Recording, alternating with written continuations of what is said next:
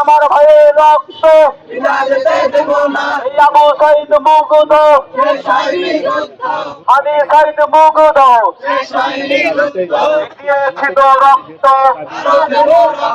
এই রক্তের বন্যায় দেশে যাবে অন্যায় দিয়েছি তো রক্ত ইনকিলাব ইনকিলাব জিন্দাবাদ জিন্দাবাদ। যারা যারা জড়িত রয়েছে সকল গোষ্ঠীকে ধরে আইনের আওতায় আনা হোক এবং সঠিক বিচার করা হোক, যাতে ভবিষ্যতে বাংলাদেশে হাদি ভাইয়ের মতো কেউ এভাবে অপ্রত্যাশিত প্রোপাগান্ডার শিকার না হয়। আমরা সকলে চাই হাদি ভাইয়ের খুনির বিচার হোক। তার জন্য লড়াই করেছে, জীবন দিয়েছে, তাদেরকে আজকেও জীবন দিতে হইতেছে, লড়াই করতে হইতেছে। তো আমরা একথাই বলবো, এদেশে যেন স্বাধীনতা বিরোধী ভারতীয় কোনো শক্তি এদেশে আর কোনো আধিপত্য বিস্তার করতে না পারে। সেজন্য সরকার উপদেষ্টা কর্মকর্তা যারা আছেন তাদের সহ আমরা নিচের লেভেলের যারা আছি প্রত্যেককেই সোচ্চার হতে হবে, যেন কোনো ভারতীয় আধিপত্য সারা দেশ সহ কোনো গ্রামগঞ্জে কোনো একটি গলিতে গলিতেও যেন তারা প্রভাব বিস্তার করতে না পারে। আমার ভাই কবরে খুনি কেন বাহিরে এই হাদি ভাই কবরে ক্ষমতা না জনতা, দিল্লি না ঢাকা, এখানে কোনো অন্যায় জুলুম ভূমিদস্যু বিভিন্ন সন্ত্রাসবাদের হাত থেকে দেশকে রক্ষা করতে প্রকাশ্য দিবালোকে জুলাই সম্মুখ যোদ্ধা ওসমান হাদি ভাইকে গুলি করে পালিয়ে যায় দুর্বৃত্তরা। আমরা এখনো পর্যন্ত দেখিনি এই ওসমান হাদি ভাইয়ের হত্যাকাণ্ডের সাথে যারা জড়িত তাদেরকে সরাসরি আইনের আওতায় আনতে আমাদের এই সরকার ও প্রশাসন ব্যর্থ হয়েছে। আমরা আজকে ওসমান হাদি ভাইয়ের যে শহীদ হয়েছে সেই তার খুনের বিচারের দাবিতে আমরা সবাই একসাথে হয়েছি। আমরা একটা কথা বলতে চাই, সরকার এখন পর্যন্ত সুনির্দিষ্ট করে কোনো ধরনের বার্তা বাংলাদেশের জনগণকে দেয়নি। ওসমান হাদি যে খুন হয়েছে স্পষ্ট সবাই জানে আসলে কে খুন করেছে, যারা এর সাথে জড়িত আছে। সরকার তাদের এখন পর্যন্ত গ্রেফতার করতে পারে নাই। আমরা বলতে চাই যে সরকার কি চায় না যে আসলে ওসমান হাদির যে খুন হয়েছে সেই খুনের বিচার হোক? যদি সেটা চায় তাহলে ভারতের আধিপত্য তাদের বিরুদ্ধে যারাই কথা বলে তাদেরকে যেভাবে খুন করা হচ্ছে সেই খুনের বিচার করতে এত সময় কেন লাগবে? এটা একটা আমাদের প্রশ্ন থাকবে। আসলে ইন্টারিম গভর্নমেন্ট জনগণের হয়ে কাজ করছে নাকি তারাও ভারতের দালাল হিসেবে এখন কাজ করতেছে? যদি তারা ভারতের দালাল হিসেবে কাজ করে তাহলে সাধারণ জনগণ যেভাবে স্বৈরাচার সরকারকে গদি থেকে নামিয়েছে এই ইন্টারিম সরকারকেও সেই একইভাবে নামাবে। প্রকাশ করেছে বাংলাদেশের সংখ্যালঘু নির্যাতন নিয়ে। দেখলাম তসলিমা নাসরিন স্ট্যাটাস দিয়েছে, প্রচন্ড উদ্গ্রীব তারা, কিন্তু আফসোস লাগে গত এক সপ্তাহে ভারতে ন্যূনতম পক্ষে 3 জন মানুষকে পিটিয়ে হত্যা করা হয়েছে, যাদের মধ্যে 2 জন মুসলিম, 1 জন হিন্দু, শুধুমাত্র বাংলাদেশি অপবাদ দিয়ে, এই অজুহাত দিয়ে তাদের পিটিয়ে মারা হয়েছে। সেখানে তসলিমা নাসরিন কিংবা ভারতের কোনো বুদ্ধিজীবী প্রগতিশীল উদ্বিগ্ন হননি। আরো পরিতাপের বিষয়, পার্লামেন্টে দাঁড়িয়ে প্রিয়াঙ্কা গান্ধী বলেছেন বাংলাদেশের বিষয়ে আওয়াজ তুলতে হবে, কিন্তু পরিতাপের বিষয় এই প্রিয়াঙ্কা গান্ধী ভারতের নিপীড়িত 3 জন শহীদ হিন্দু ও মুসলিমের পক্ষে একটা শব্দ পার্লামেন্টে বলেননি। আমি অবাক হয়েছি যখন দেখেছি যে হাসনাত আব্দুল্লাহ সাহেব বলেছিলেন যে 7 সিস্টার্স ভেঙে দিব, ভারত তাদের তীব্র প্রতিক্রিয়া জানিয়েছে।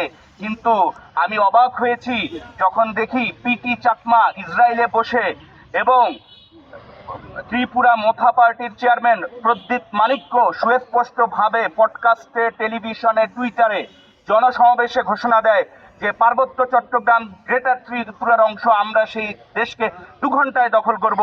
আমাদের পররাষ্ট্র উপদেষ্টা, স্বরাষ্ট্র উপদেষ্টা একটা প্রতিবাদও জানায় না।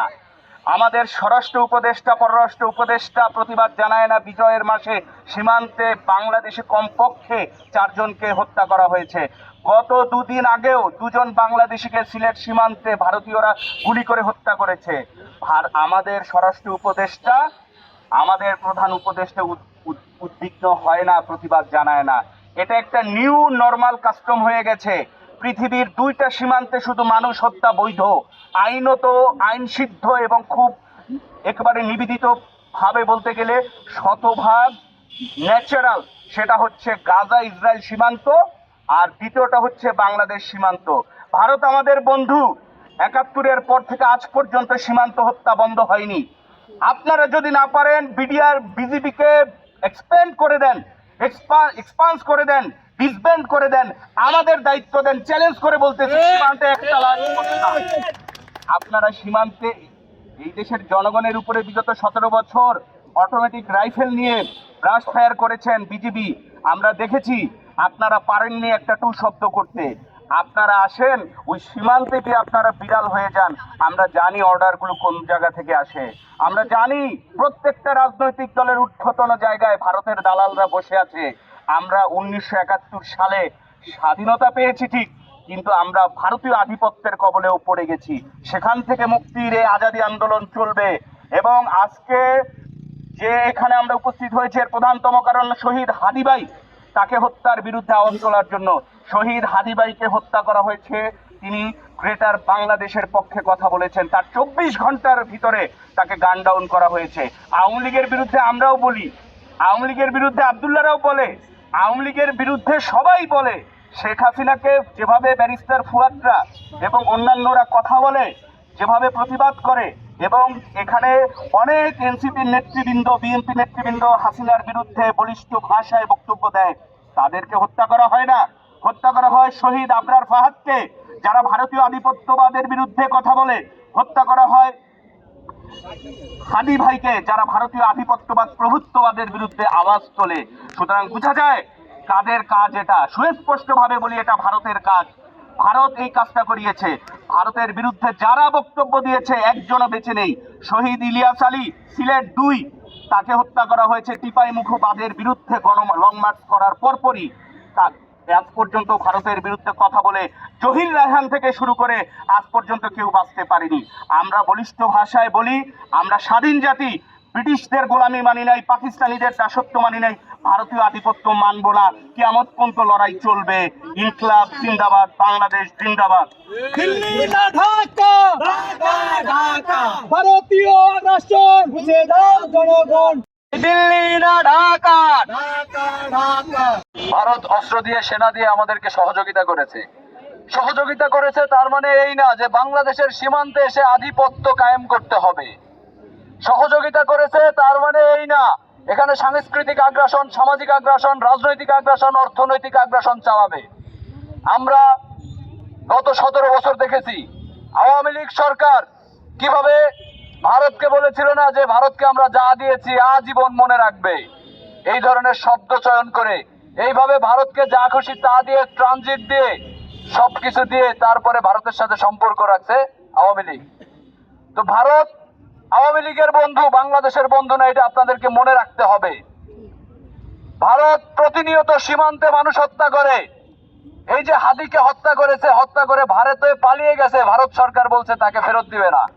এই যে হাসিনা 17 বছর রেসিজম চালাইছে, ছাত্র জনতার অভ্যুত্থানে পালাইতে বাধ্য হয়েছে, তাকে তার হত্যাকাণ্ডের গণহত্যার বিচার হয়েছে, তাকে নাকি ফেরত দিবে না।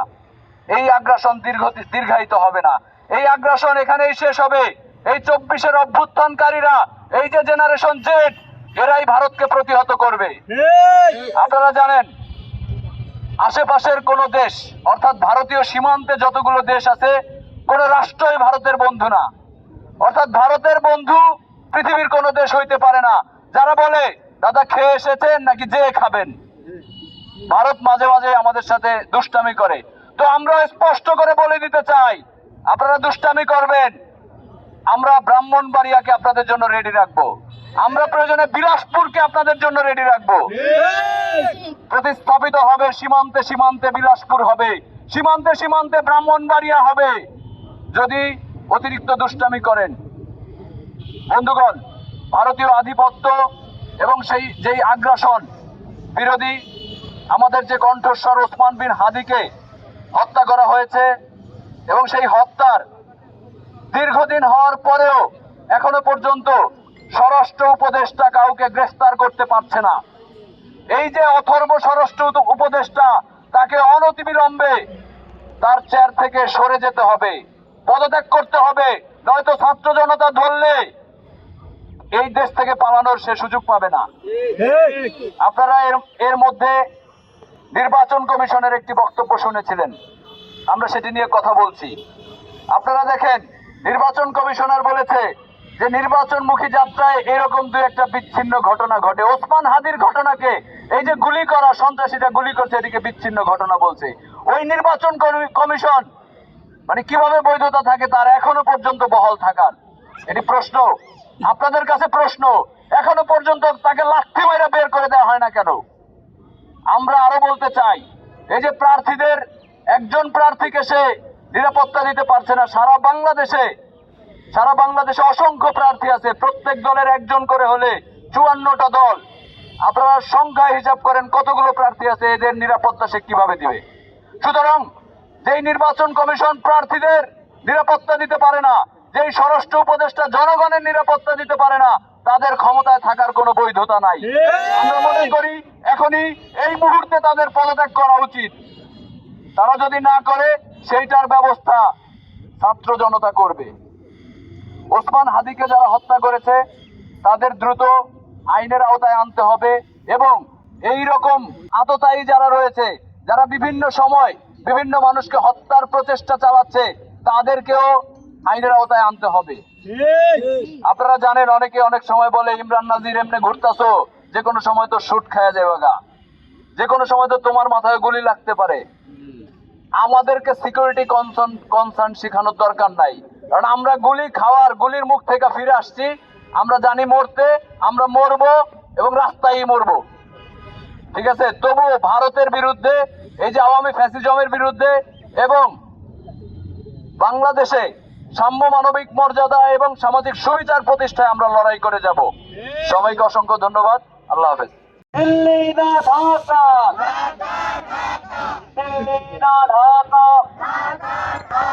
ক্ষমতা না জনতা। এই আমার ভাইয়ের রক্ত,